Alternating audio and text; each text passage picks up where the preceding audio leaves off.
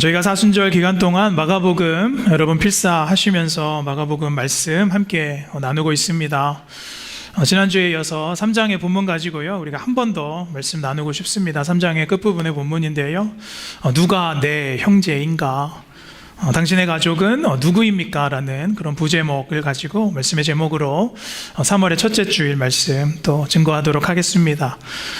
여러분, 우리는 모두가요 다 누군가의 귀한 집의 아들과 딸입니다. 아들이었고 딸이었고요, 지금도 마찬가지이지요. 저도 귀한 집의 자식이고요, 또 한 어머니의 귀한 아들입니다. 부모에게 아들이란 무엇인가 라는 글을 제가 우연히 본 적이 있습니다. 그래서 좀 가져와 봤는데요, 한 부모의 아들이란 이렇습니다. 아들이란 낳으면 1촌, 대학 가면 4촌, 또 군대 가면 8촌이 되고, 장가 가면 사돈의 8촌, 또 손자를 낳으면 동포가 되고, 또 이민을 가면 해외 동포가 되고, 또 잘난 아들은 나라의 아들이고, 또 돈 잘 버는 아들은 사돈의 아들이고, 또 빚진 아들은 어떤 아들이죠? 내 아들이다 라고 합니다. 이 글 밑에 이런 글도 붙어 있었습니다. 장가간 아들은 큰 도둑이고, 시집간 딸은 예쁜 도둑이고, 며느리는 좀도둑이고, 손자들은 떼강도라는 그런 글이요, 이 흥선동 경로당에 붙어 있었습니다. 많이들 공감하시는 것 같습니다. 한국 문화죠. 예. 이 글을 보니까요, 저도 저희 어머니의 아들이지만 저희 어머니에게는 저는 이미 해외 동포이고요, 또 제가 그렇게 잘나진 않았지만 어머니에게는 교회에게 빼앗긴 아들입니다. 우리말에 가까운 이웃이 먼 친척보다 낫다라는 말 여러분 들어보셨을 것 같아요. 가족과 떨어져서 이렇게 지내시는 분들은 많이들 동감하실 것 같습니다. 자, 여러분, 세상에 가족보다 더 중요한 게 있을까요? 가족과 헤어지고, 또 가족과 멀어지고, 가족과 떨어지는 것보다 사실 슬픈 일도 없을 것 같습니다. 왜냐하면 우리 인생에 사실 이 가족보다 중요한 것을 찾기는 어렵습니다. 우리 삶에서 이 가족보다 사실 위에 놓을 수 있는 것을 찾기가 어렵다는 것이죠. 그래서 아까 우리가 처음에 읽었던 그 글처럼 자식을 위해서 부모는 다 퍼줄 수도 있는 것이고요, 또 자녀를 위해서도 목숨도 아끼지 않는 부모 당연히 많이 있습니다. 또 자녀를 위해서 여러분께서 어떤 분은 지금 이민생활, 또 지금까지 버텨오신 분들도 분명히 많습니다. 이유는요, 내 가족, 또 내 자녀, 또 내 형제보다 우리 삶에 있어서 더 큰 가치를 찾기가 어렵고, 그것이 가족인 것이죠. 여러분, 우리의 상식에서 사실 오늘의 본문이 마가복음의 3장의 본문은요, 마지막 본문은 하나님께서, 그러니까 예수님께서 하신 이 말씀, 우리에게는 좀 생경합니다. 생소할 수밖에 없어요. 어쩌면 좀 파격적일 수도 있습니다. 예수님께서 기존의 도덕과 이 전통을 혹시 무시하시는 것은 아닌가라는 생각도 듭니다. 이 가족을 향한 특별한 마음이 있는 우리에게는 예수님의 말씀이 좀 의외의 말씀이기도 하죠. 예수님도 누군가의 귀한 아들이었고, 또 형제, 가족들이 있었는데 예수님께서 왜 오늘 이런 말씀을 하셨을까?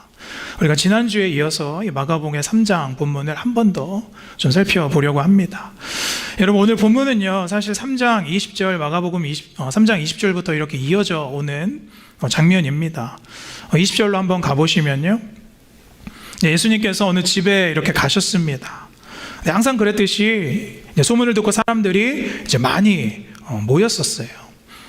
20절에 보니까 예수님께서 식사할 겨를도 없이 사역에 바쁘신 모습입니다. 21절로 넘어가 보시면 예수님의 친족들이 예수님을 이제 찾으러 왔습니다. 여기서 친족이라 함은 오늘 말씀에서도 비춰지고 있지만 어머니, 그리고 형제들, 동생들, 누이들이라고 기록하고 있죠. 그런데 21절 표현에 보니까요, 참 표현이 재밌습니다. 그가 미쳤다 함이로라. 여기서 그는 예수님이죠. 그러니까 가족들이 예수님을 미쳤다라고 한 것이 아니라 사람들이 이제 예수님을 미쳤다라고 한 것이지요. 예수님께서 귀신을 쫓고, 또 기적도 일으키시고, 또 유대인들이 볼 때는 예수님의 이 파격적인 행보, 이러한 예수님의 사역을 보면서 사람들이 야, 예수가 미쳤구나 라고 말한 것이지요. 그것을 가족들이 이제 들은 겁니다. 그래서 예수님께서 이제 위험할까봐 또 공경에 처할까봐 이제 가족들이 예수님을 부르러, 예수님을 데리러 지금 온 장면이지요. 그리고 나서 오늘 본문 이제 31절로 넘어와 보시면 이제 어머니와 또 형제들이요, 사람들과 함께 이제 집안에 있는 예수님을 이제 부르려고 하는데 여의치가 않죠. 사람이 많아서요, 도저히 집안에 들어갈 수가 없는 겁니다. 자, 오늘의 이 본문이 또한 누가복음 8장에도 기록이 되어 있는데요. 19절, 누가복음 8장 19절 함께 보시면 많은 무리 때문에 예수님께 가까이 갈 수가 없었다라고 기록을 합니다. 그래서 오늘 본문 다시 32절 보시면 이제 밖에 어떤 사람을 시켜서 이제 예수님을 부르려고 합니다. 32절에 우리 함께 같이 읽겠습니다. 시작. 무리가 예수를 둘러 앉았다가 보소서 당신의 어머니와 동생들과 누이들이 밖에서 찾나이다. 여러분, 어머니와 형제들이 이제 밖에 왔다라고 이제 예수님을 부르면 보통 우리가 생각할 때는 어떻게 할까요? 하던 일을 멈추고 어머니 오셨어요, 형제를 나가든지 보러 나가든지, 아니면 여기가 사람이 많지만 자리를 좀 내어드려서 들어오라고 이렇게 하든지, 그래야 상식이지요. 근데 예수님의 반응은 좀 의외예요. 놀랍습니다. 우리 33절 한 번 더 같이 읽겠습니다. 시작. 대답하시되 누가 내 어머니이며 동생들이냐 하시고. 대답이 좀 의외죠. 예상 밖의 대답입니다. 여러분, 이 말씀을 헬라 문법으로 보면요, 예수님께서 좀 격양되게 감정을 가지고 하신 말씀입니다. 화내셨다라고까지도 봅니다. 그리고 한마디를 이제 더 덧붙이시죠. 우리 34절 한 번 더 읽겠습니다. 시작. 둘러 앉은 자들을 보시며 이르시되 내 어머니와 내 동생들을 보라. 이제 밖에 있던 시선을 안으로 끌고 들어오시는 거예요.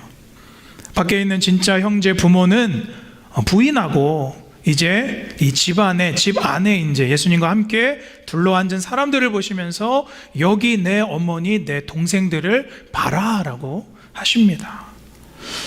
여러분, 우리가 이 본문을 조금 더 살펴보기 전에요, 이 저자 마가가 지금 묘사하는 장소의 두 개념을 좀 미리 알아야 될 필요가 있습니다. 두 장소의 개념은 어떤 장소입니까? 먼저는 밖이죠. 1번 집 밖입니다. 어떤 밖인가요? 예수님이 계신 밖에 머물렀던 무리들, 그 무리에는 예수님의 부모님 그리고 또 형제들을 포함한 가족들을 포함하고 있습니다. 그리고 또 하나의 장소는요, 이제 집 안입니다. 예수님과 안에 함께 둘러앉은 무리들, 또 당시의 제자들 그리고 사람들입니다. 우리가 이 차이를 먼저 봐야 되지요. 사랑하는 여러분, 여러분의 삶은 지금 어디에 머물러 계십니까? 밖에 머물면서 예수님을 구경하는 사람입니까? 아니면 예수님과 이 안에 둘러앉아서 머무는 사람이십니까? 물론 들어가고 싶은데 못 들어간 사람들도 있었겠지요.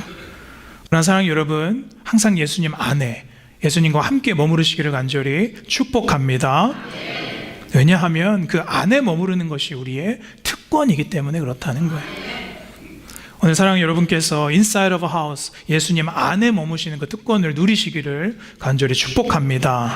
자, 이것을 우리가 이해하고 인지하고요, 오늘 33절 다시 보겠습니다. 우리 함께 읽겠습니다. 시작. 대답하시되 누가 내 어머니이며 동생들이냐 하시고, 이제 시선을 안으로 갖고 오셔서요, 둘러 앉은 자들을 보시고 이르시되 내 어머니와 내 동생들을 봐라. 여러분, 우리가 이 본문을 대할 때 예수님께서 왜 가족을 그런 박대하시고 엉뚱한 사람들을 향해서 내 어머니, 내 동생들이라고 부르셨을까? 부모 형제도 귀찮을 만큼 사역이 그렇게 좋으셨나? 근데 오해할 수도 있지요. 그런데 여러분, 성경을 좀 아시는 분들은 사실 예수님께서 얼마나 이 어머니를 끔찍히 여겼는지, 또 가족을 소중하게 여겼는지는 우리가 다 알고 있지요. 예수님께서 이제 공생애를 한 30살, 30살에 시작하셨다라고 우리가 보는데요, 그 전에 이제 아버지 요셉이 죽고 이제 예수님께서 일을 하시면서 가장의 역할을 감당하셨던 분이죠. 가족을 그렇게 돌보시고 또 가족을 끔찍하게 여기셨던 분이 바로 우리 예수님이십니다. 예수님뿐만 아니라 성경 전체는요, 부모를 공경하고 또 가족을 사랑하는 것에 대해서 하나님께서 율법으로 두실 만큼 중요하게 여기는 것이죠. 여러분, 십계명을 보시면 첫 번째 1에서 4계명까지는 뭔가요? 하나님과 우리와의 관계에 대한 계명이에요. 그리고 5번째에서 10번째 5에서 10계명까지는 우리가 이웃과의 관계, 세상과의 관계에 대한 명령을 주시지요. 그런데 그 이웃과의 관계를 말하면서 가장 먼저 하나님께서 우리에게 주시는 명령이 무엇입니까? 우리 출애굽기 20장 12절 함께 읽겠습니다. 시작. 내 부모를 공경하라. 그리하면 내 하나님 여호와가 내게 준 땅에서 내 생명이 길리라. 이웃과의 관계, 우리 세상과의 관계 안에서 부모에 대한 계명을 가장 먼저 주실 만큼 이 부모에 대한 것을, 부모를 공경하는 것을 하나님께서도 귀하게 여기셔요. 또 레위기에 보시면 소산의 일부를 부모에게 드리는 명령, 그 고르반 제도도 하나님께서 주신 명령이지요. 또 신약 성경은 어떻습니까? 디모데전서 5장 8절에 보면 우리 함께 읽겠습니다. 시작. 누구든지 자기 친족, 특히 자기 가족을 돌아보지 아니하면 믿음을 배반한 자요 불신자보다 더 악한 자니라. 성경에서는 분명히 가족을 돌보고 가족을 사랑하는 것에 대해서 명확하게 말씀하고 있어요.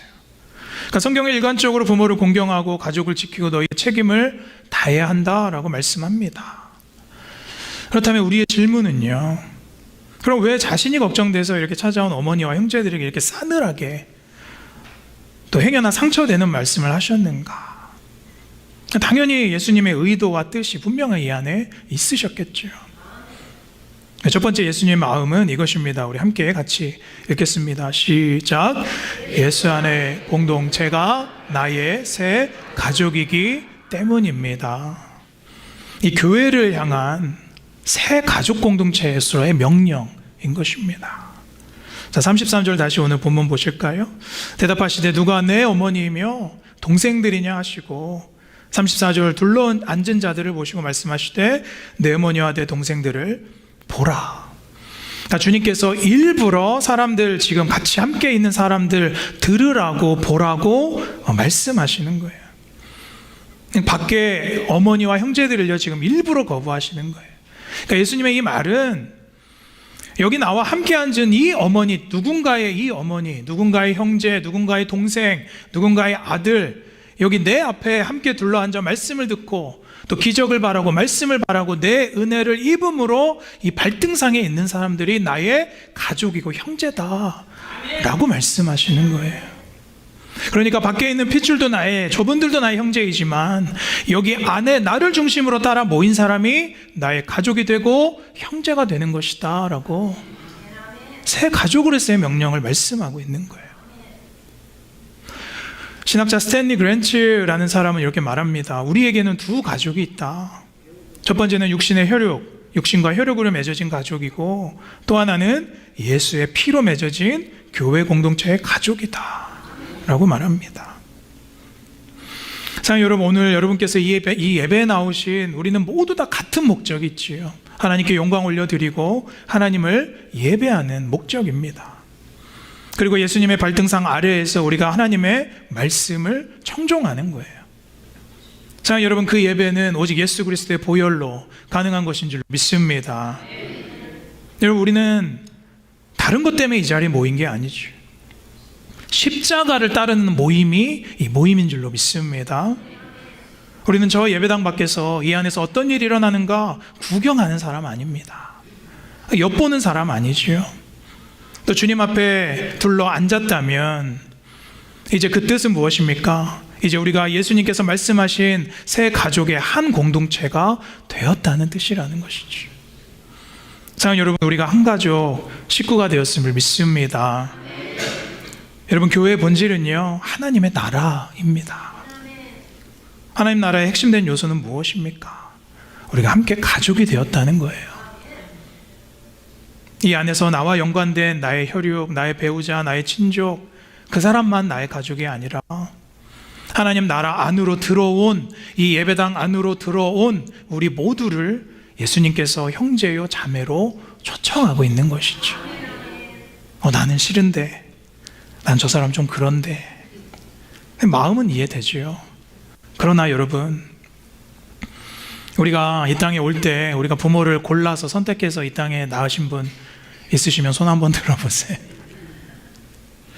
부모님 골라서 이 땅에 내 마음대로 태어난 사람 한 명도 없죠. 가족을 선택한 분은 한 사람도 없습니다. 그 가족 때문에 부르심의 주권은 우리 하나님께 있는 줄로 믿습니다. 그래서 십자가의 피로 우리를 연합시키시고요, 십자가의 보혈로 우리를 함께 묶으셨다는 거예요. 이것은 변하지 않는 진리입니다. 여러분이 공동체의 가족됨은요, 사실 하찮은 게 아닙니다. 사실 예수님께서요, 죽기까지 지키셨어요. 요한복음 19장에 보시면 예수님께서 이제 십자가에 달려 돌아가시면서 이제 어머니와 제자들에게 하신 말씀이 있습니다. 요한복음 19장 26절 우리 함께 같이 읽겠습니다. 시작. 예수께서 자기의 어머니와 사랑하시는 제자가 곁에 서 있는 것을 보시고 자기 어머니께 말씀하시되 여자여 보소서 아들이니이다 하시고. 아멘. 자, 여기서 예수님께서 어머니를 뭐라고 불러요? 여자여 라고 불렀지요. 이것은 존칭이에요. 또 중립적인 호칭을 쓸 때 이제 불렀던 호칭입니다. 그러니까 공식적인 호칭이지요. 그런데 예수님이 어머니를 보면서 아들로서 내가 죽어가는데 얼마나 그 아픔 앞에 어머니라고 부르고 싶었을까, 저는 묵상도 한번 해봅니다. 그런데 예수님께서 공식적인 여자여 woman이라고 호칭을 쓰지요. 여러분, 또 아들의 그 죽음을 바라보는 그 마리아 어머니의 마음이 어땠을까요? 여러분, 십자가에서 피 흘려 죽는 아들이 죽는 것을 그 보는 심정, 그것보다 인생에 더 큰 고통이 어디 있을까 싶습니다. 그러나 예수님께서는요, 그 고통 앞에서 어머니의 그 시선을 이제 똑같이 오늘 말씀의 본문과 같이 옮기고 있어요. 여자여 보소서 아들입니다. Woman, behold the son이라고 되어 있죠. 영어 성경에 보시면요. 그러니까 자신의 죽음이요, 단지 그냥 한 아들과 한 어머니 사이의 죽음이 아니라는 거예요. 자, 또 한 가지 뜻은 여기 보소서 아들이니이다 라는 이 문맥적인 27절까지의 뜻은요, 문맥적 의미를 보시면 the son이라고 되어 있죠. 그 아들은 또한 곁에 있던 제자 요한, 그 제자를 가리키기도 하고 있는 것이죠. 당신의 또 다른 아들을 요한을 보십시오라고 말씀하고 있는 거예요. 그 27절에 또 그 제자 요한에게 이르시되 보라 네 어머니니라 라고 말씀하시죠. Behold the mother 이라고 나와 있죠. 그러니까 제자 요한에게 너의 어머니를 봐라 라고 말씀하고 있는 거예요. 그러니까 제자 요한과 이 어머니를 지금 연결시켜주고 있는 것이죠. 제자에게 어머니 마리아를 지금 맡기고 있는 것이고요, 가족의 전환이 이제 일어난 것입니다. 그리고 그때부터 그 제자가 자기 집에 모신지라, 어머니와 같이 모셨다는 거예요. 여러분, 가족의 틀이요, 이 십자가 앞에서 이 혈육에서 십자가를 통해 맺어진 예수 안의 한 가족으로 전환이 일어났다는 것입니다. 그래서 제자 요한이 어머니의 아들이 되고 어머니 마리아가 요한의 어머니가 되었다는 것이죠. 자, 여러분, 우리에게는 이 가족의 전환이 일어난 줄로 믿습니다. 우리 친가족을 무시하라는 것이 아니라 그냥 정말로 우리가 한 가족입니다라고 말로 말하는 것이 아니라 십자가에서 예수님께서 명령하신 우리가 진짜 한 가족이 되었는 줄로 믿습니다. 그러면 내가 이제 그 사람의 아픔과 그 사람의 필요와 그 사람의 고통을요, 함께 짊어져야 되는 것이죠. 자, 두 번째, 예수님께서 누가 내 어머니이며 동생들이냐 라는 이 말씀, 우리 두 번째 함께 읽겠습니다. 시작. 순종을 통한 가족됨입니다. 하나님의 뜻을 행하는 가족이라는 것이죠. 자, 35절 우리 함께 한 번 더 같이 읽겠습니다. 35절 말씀 시작. 누구든지 하나님의 뜻대로 행하는 자가 내 형제요 자매요 어머니니라. 아멘. 예수님께서 이 말씀을 하고 싶어 하셨던 것이죠. 누구든지 혈육이 아니어도 하나님의 뜻대로 행하는 자는 내 형제요 내 가족이다 라고 말씀하고 있어요. 그래서 하나님의 뜻대로 행하는 자라는 그 뜻대로 행한다는 것이 무엇이지요? 순종을 말하는 것이죠. 여러분, 가족 안에서 서로 간의 이 순종이 가족 안에서도 얼마나 중요합니까? 여러분, 가족 안에서는요, 그 순종이 있을 때 진짜 가족이 됩니다. 배우자 간에 서로가 순종해야 되고요. 또 내가 부모를 향한 순종 당연히 있어야 되고요. 또 내가 부모가 되었어도 자녀를 향해서도 내가 순종을 보여주셔야 된다는 거예요. 여러분, 서로를 향한 순종의 끈이 있을 때 진짜 가족이 되는 것이죠. 하나님과 나와의 연합도 마찬가지이겠죠. 이 순종으로 하나님과의 연합이 가능한 줄로 믿습니다. 그래서 결국 예수님의 이 말씀은요, 가족과 같은 끈끈한 나와의 연합은 하나님의 뜻대로 행하는 순종밖에 없다라고 말씀하고 있죠. 그냥 밖에서 보는 청중이 아니라 내 말을 듣고 행하고 하나님의 뜻을 행하는 자들이 내 형제요 내 친족이다 말씀하고 있는 것이죠. 사랑 여러분, 우리가 그냥 듣고만 그치는 신앙과 또 하나님의 뜻을 행하는 신앙은요 완전히 다른 것입니다. 여러분, 이 제자들 볼 때요, 예수님과 3년이나 이렇게 함께 지냈지요. 그러니까 3년 동안 예수님을 제자들이 따라다녔습니다. 우리가 제자들 볼 때 늘 실수하고 나중에 십자가 앞에서 막 다 도망가고, 그래서 우리가 이 제자들을 볼 때 좀 이 사람들이 아무것도 아닌 사람들 과소평가하는 경우가 있는데요. 그래도 여러분, 이 제자들은 예수님께 자기의 삶을 다 바쳤던 사람들입니다. 3년 동안요 가족과 전토를 벌이고 예수만 쫓았던 사람들이에요. 물론 목적이 틀렸을 수도 있겠죠. 그러나 어쨌든 예수님을 쫓았던 사람들입니다. 그런데 여러분 생각해 보세요. 예수님을 따라다니고 예수님과 함께 있는 것이 얼마나 불편했을까. 3년 동안 예수님이 옆에 계시니까요 어쩌면 죄 지키도 힘들었을 것 같아요. 여러분, 예수님처럼 내 속을 다 꿰뚫어 보시는 분이 항상 옆에 있다고 생각해 보세요. 그럼 잠깐이 아니라 같이 동거동락하고 함께 잔다는 것, 여러분 쉽지 않을 것 같아요. 제가 이렇게 목사로 살아보니까 아쉬운 것 중 하나는 항상 밥 먹을 때 제 옆자리가 빈다는 거예요. 제 옆자리는 누가 와서 안 앉습니다. 담임 목사가 되니까 더 그런 것 같아요. 저는 항상 사모를 부르죠. 일로 와서 앉아. 근데 그건 사모가 좋아서가 아니라 제 옆에 아무도 안 앉기 때문입니다. 목사 옆에 앉으면 밥이 안 넘어가시는지 아니면 설교를 들으실까봐 걱정인지. 그러니까 여러분, 이 제자들이 예수님 옆에 항상 붙어 있는데 이게 얼마나 대단한 사람들입니까? 그러나 예수님께서 강조한 것은요 옆에 붙어 있는 것만이 아니에요. 따라다니는 것, 그냥 가르침만을 듣는 것이 아니었다는 것이죠. 여러분, 제자들에게 가르침이 부족했을까요? 기적의 능력을 본 것이 부족했을까요? 아니죠. 가르침과 본 것으로 치면 제자들이 최고였습니다. 그래서 사도라고 우리가 부르는 것이죠. 결국 제자의 완성, 예수님께서 이 제자의 완성은 뭐라고 말씀하시냐면 행하는 것이다 라고 말씀하세요.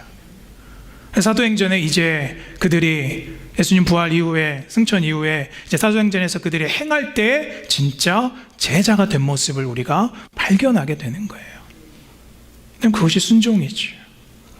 그래서 누가복음 14장 26절에 뭐라고 말씀하십니까? 함께 읽겠습니다. 시작.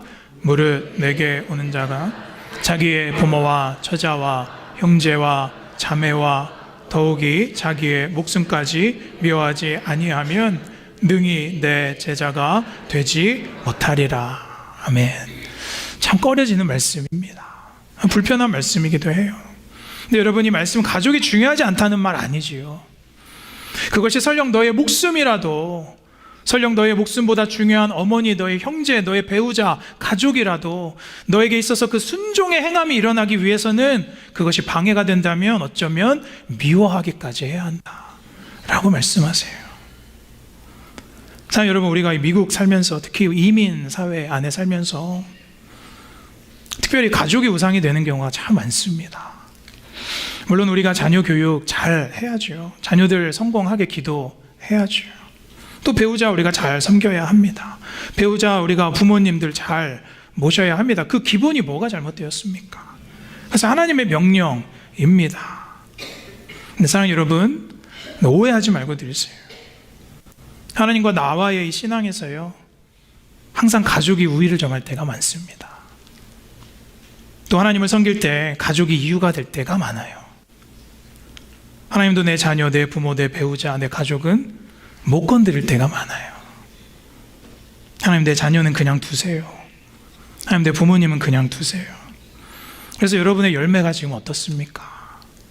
제가 여러분께 핀잔 드리는 것이 아니라 어느 순간 나의 가족이 나의 삶에 있어서 절대적인 우상이 되지 않으셨나 돌아보시기를 간절히 축원합니다. 여러분, 가족에게 충실하지 말라라는 말 아닙니다. 근데 우상이 뭡니까?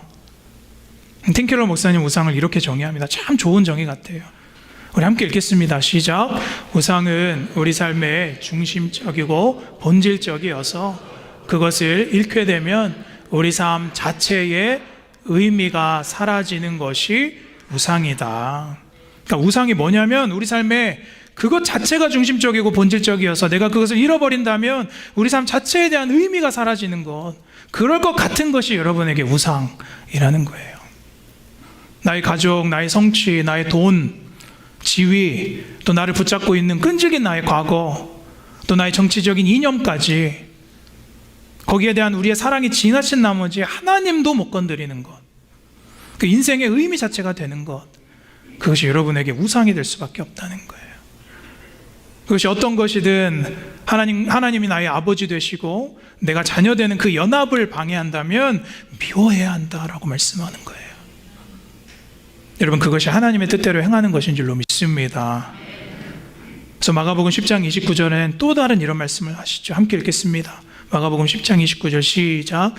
예수께서 이르시되 내가 진실로 너에게 이르노니 나와 복음을 위하여 집이나 형제나 자매나 어머니나 아버지나 자식이나 전토를 벌인 자는 30절 현세에 있어 집과 형제와 자매와 어머니와 자식과 전토를 100배나 받되 박해를 겸하여 받고 내세에 영생을 받지 못할 자가 없느니라. 아멘. 자, 여러분, 영생을 우리에게 하나님께서 주시는데 거기에는 우리가 미워해야 할 것, 버려야 할 것 있다는 거예요.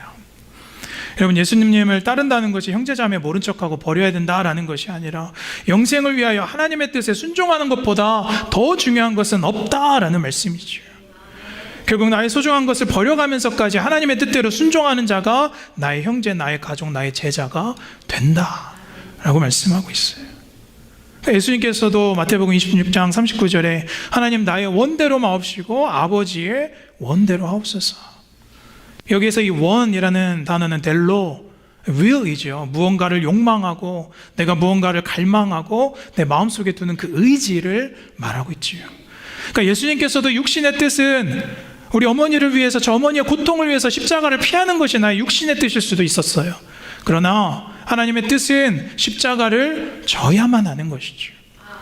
세상에서 내가 원하는 욕망과 열망과 내가 마음에 두는 건 너무나도 많지만 아버지의 열망, 하나님의 뜻대로 이루어져야만이 내가 살고 영생이 있고 할렐루야, 내 형제, 내 가족이 사는 것이다 라는 거예요. 우리가 원할 때만 장독을 열어서 꽃감을 가져가는 것이 아니라, 그런 신앙이 아니라 이제 하나님의 뜻이 무엇인지 관심을 두는 신앙으로 변하게 되시기를 간절히 축원합니다. 그것이 주님의 진짜 형제, 제자라는 거예요.